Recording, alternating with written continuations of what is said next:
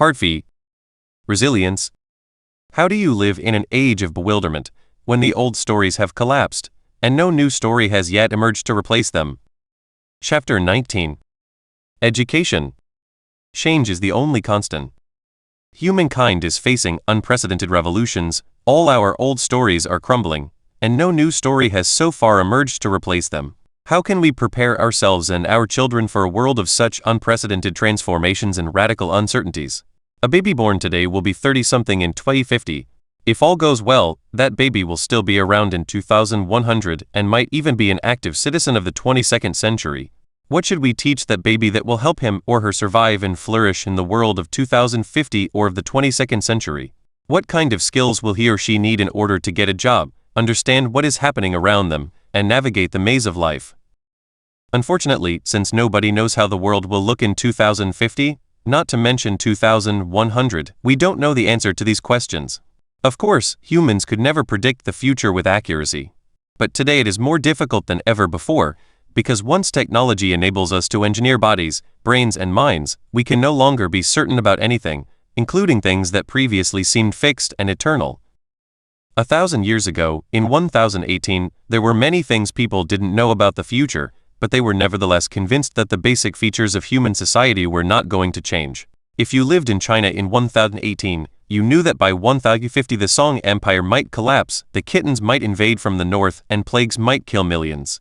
However, it was clear to you that even in 1050 most people would still work as farmers and weavers, rulers would still rely on humans to staff their armies and bureaucracies, men would still dominate women, life expectancy would still be about 40, and the human body would be exactly the same. Hence in 1018, poor Chinese parents taught their children how to plant rice or weave silk, and wealthier parents taught their boys how to read the Confucian classics, write calligraphy, or fight on horseback, and taught their girls to be modest and obedient housewives. It was obvious these skills would still be needed in 1050. In contrast, today we have no idea how China or the rest of the world will look in 2050. We don't know what people will do for a living, we don't know how armies or bureaucracies will function, and we don't know what gender relations will be like. Some people will probably live much longer than today, and the human body itself might undergo an unprecedented revolution thanks to bioengineering and direct brain-computer interfaces. Much of what kids learn today will likely be irrelevant by 2050. At present, too many schools focus on cramming information. In the past this made sense, because information was scarce, and even the slow trickle of existing information was repeatedly blocked by censorship. If you lived, say, in a small provincial town in Mexico in 1800, it was difficult for you to know much about the wider world. There was no radio, television, daily newspapers or public libraries. Even if you were literate and had access to a private library, there was not much to read other than novels and religious tracts. The Spanish Empire heavily censored all texts printed locally, and allowed only a dribble of vetted publications to be imported from outside. Too much the same was true if you lived in some provincial town in Russia, India, Turkey, or China. When modern schools came along, teaching every child to read and write and imparting the basic facts of geography, history and biology, they represented an immense improvement. In contrast, in the 21st century we are flooded by enormous amounts of information, and even the censors don't try to block it. Instead, they are busy spreading misinformation or distracting us with irrelevancies. If you live in some provincial Mexican town and you have a smartphone, you can spend many lifetimes just reading Wikipedia, watching TED Talks, and taking free online courses. No government can hope to conceal all the information it doesn't like. On the other hand, it is alarmingly easy to inundate the public with conflicting reports and red herrings. People all over the world are but a click away from the latest accounts of the bombardment of Aleppo or of melting ice caps in the Arctic, but there are so many contradictory accounts that it is hard to know what to believe. Besides, countless other things are just a click away, making it difficult to focus, and when politics or science look too complicated it is tempting to switch to some funny cat videos, celebrity gossip, or porn.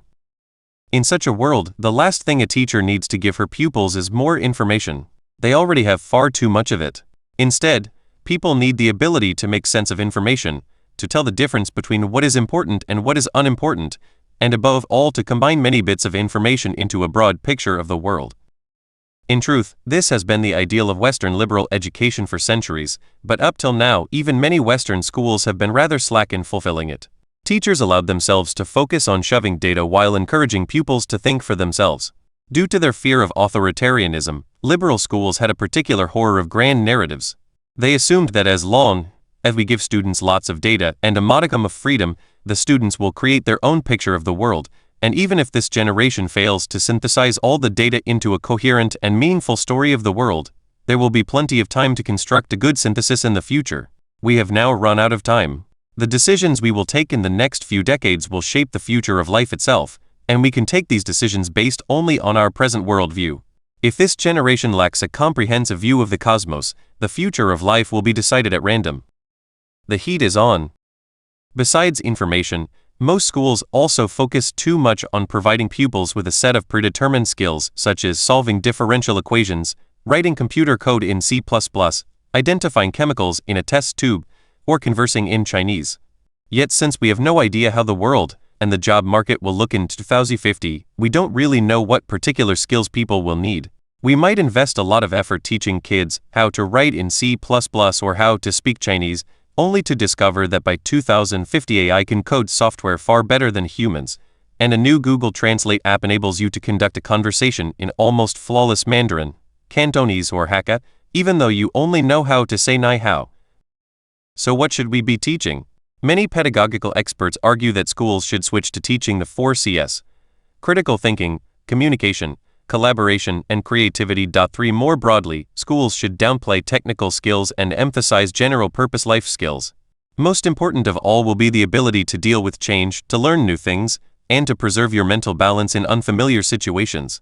In order to keep up with the world of 2050, you will need not merely to invent new ideas and products, you will above all need to reinvent yourself again and again. For as the pace of change increases, not just the economy, but the very meaning of being human is likely to mutate. Already in 1848 the Communist Manifesto declared that all that is solid melts into air. Marx and Engels, however, were thinking mainly about social and economic structures. By 2048, physical and cognitive structures will also melt into air or into a cloud of data bits. In 1848 millions of people were losing their jobs on village farms and were going to the big cities to work in factories. But upon reaching the big city, they were unlikely to change their gender or to add a sixth sense. And if they found a job in some textile factory, they could expect to remain in that profession for the rest of their working lives. By 2048, people might have to cope with migrations to cyberspace, with fluid gender identities, and with new sensory experiences generated by computer implants. If they find both work and meaning in designing up-to-the-minute fashions for a 3D virtual reality game, within a decade not just this particular profession, but all jobs demanding this level of artistic creation might be taken over by AI. So at 25 you introduce yourself on a dating site, as a 25-year-old heterosexual woman who lives in London and works in a fashion shop. At 35 you say you are a gender non-specific person undergoing age adjustment, whose neocortical activity takes place mainly in the new cosmos virtual world, and whose life mission is to go where no fashion designer has gone before. At 45 both dating and self-definitions are so passé. You just wait for an algorithm to find or create the perfect match for you. As for drawing meaning from the art of fashion design, you are so irrevocably outclassed by the algorithms that looking at your crowning achievements from the previous decade fills you with embarrassment rather than pride. And at 45 you still have many decades of radical change ahead of you. Please don't take this scenario literally. Nobody can really predict the specific changes we will witness. Any particular scenario is likely to be far from the truth. If somebody describes to you the world of the mid-21st century and it sounds like science fiction, it is probably false. But then if somebody describes to you the world of the mid-21st century and it doesn't sound like science fiction, it is certainly false. We cannot be sure of the specifics, but change itself is the only certainty. Such profound change may well transform the basic structure of life, making discontinuity its most salient feature. From time immemorial life was divided into 2 complementary parts, a period of learning followed by a period of working. In the first part of life you accumulated information, developed skills, constructed a worldview, and built a stable identity. Even if at 15 you spent most of your day working in the family's rice field rather than in a formal school, the most important thing you were doing was learning how to cultivate rice, how to conduct negotiations with the greedy rice merchants from the big city, and how to resolve conflicts over land and water with the other villagers. In the second part of life you relied on your accumulated skills to navigate the world, earn a living, and contribute to society. Of course, even at 50 you continued to learn new things about rice, about merchants, and about conflicts, but these were just small tweaks to well-honed abilities. By the middle of the 21st century, accelerating change plus longer lifespans will make this traditional model obsolete. Life will come apart at the seams, and there will be less and less continuity between different periods of life. Who am I? Will be a more urgent and complicated question than ever before. 4. This is likely to involve immense levels of stress. For change is almost always stressful, and after a certain age most people just don't like to change. When you are 15, your entire life is change. Your body is growing, your mind is developing, your relationships are deepening. Everything is in flux and everything is new. You are busy inventing yourself. Most teenagers find it frightening, but at the same time, it is also exciting. New vistas are opening before you and you have an entire world to conquer. By the time you are 50, you don't want change and most people have given up on conquering the world. Been there, done that, got the t-shirt. You much prefer stability. You have invested so much in your skills, your career, your identity, and your worldview that you don't want to start all over again. The harder you've worked on building something, the more difficult it is to let go of it and make room for something new. You might still cherish new experiences and minor adjustments, but most people in their 50s aren't ready to overhaul the deep structures of their identity and personality. There are neurological reasons for this. Though the adult brain is more flexible and volatile than was once thought, it is still less malleable than the teenage brain. Reconnecting neurons and rewiring synapses is damned hard work. 5. But in the 21st century, you can hardly afford stability. If you try to hold on to some stable identity, job or worldview, you risk being left behind as the world flies by you with a woo-wash. Given that life expectancy is likely to increase, you might subsequently have to spend many decades as a clueless fossil. To stay relevant, not just economically, but above all socially, you will need the ability to constantly learn and to reinvent yourself, certainly at a young age like 50. As strangeness becomes the new normal, your past experiences, as well as the past experiences of the whole of humanity, will become less reliable guides.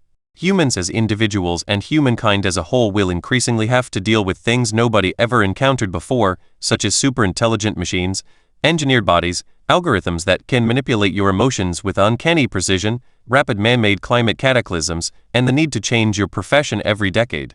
What is the right thing to do when confronting a completely unprecedented situation? How should you act when you are flooded by enormous amounts of information and there is absolutely no way you can absorb and analyze it all? How to live in a world where profound uncertainty is not a bug, but a feature?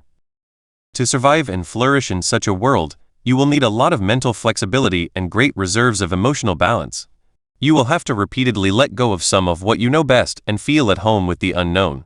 Unfortunately, teaching kids to embrace the unknown and to keep their mental balance is far more difficult than teaching them an equation in physics or the causes of the First World War.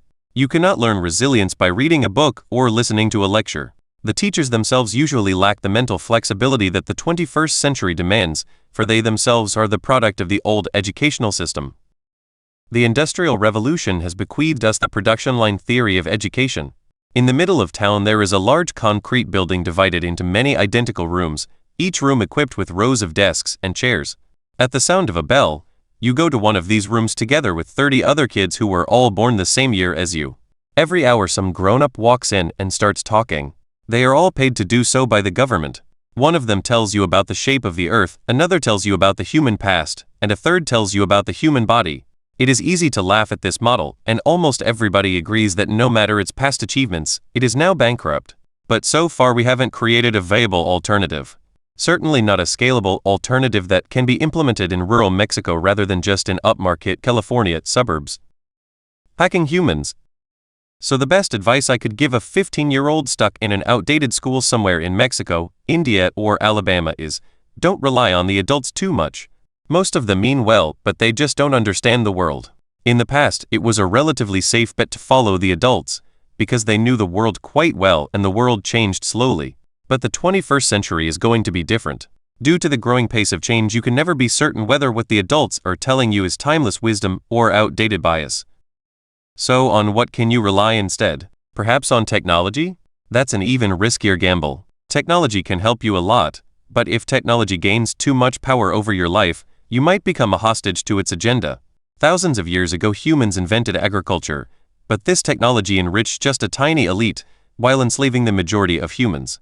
Most people found themselves working from sunrise till sunset, plucking weeds, carrying water buckets, and harvesting corn under a blazing sun.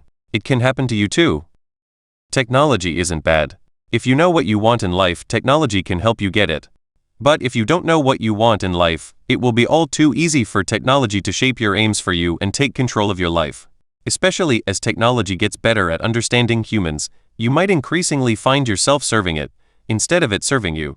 Have you seen those zombies who roam the streets with their faces glued to their smartphones? Do you think they control the technology, or does the technology control them? Should you rely on yourself, then? That sounds great on Sesame Street or in an old-fashioned Disney film, but in real life it doesn't work so well. Even Disney is coming to realize it. Just like Riley Anderson, most people hardly know themselves, and when they try to listen to themselves they easily become prey to external manipulations. The voice we hear inside our heads was never trustworthy, because it always reflected state propaganda, ideological brainwashing and commercial advertisement, not to mention biochemical bugs.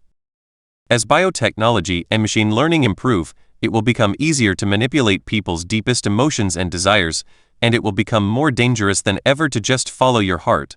When Coca-Cola, Amazon, Baidu, or the government knows how to pull the strings of your heart and press the buttons of your brain, could you still tell the difference between yourself and their marketing experts?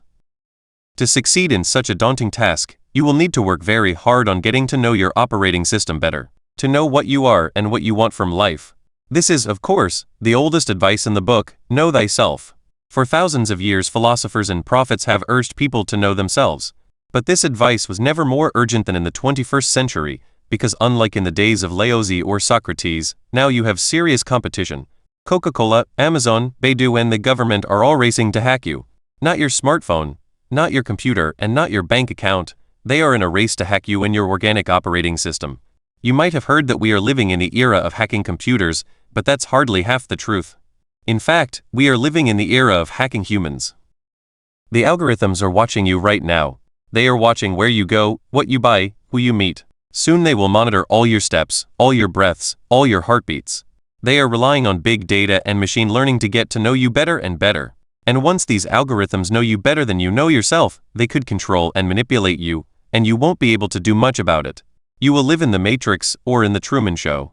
In the end, it's a simple empirical matter. If the algorithms indeed understand what's happening within you better than you understand it, authority will shift to them. Of course, you might be perfectly happy ceding all authority to the algorithms and trusting them to decide things for you and for the rest of the world. If so, just relax and enjoy the ride. You don't need to do anything about it. The algorithms will take care of everything. If, however, you want to retain some control of your personal existence and of the future of life, you have to run faster than the algorithms, faster than Amazon and the government, and get to know yourself before they do. To run fast, don't take much luggage with you. Leave all your illusions behind. They are very heavy.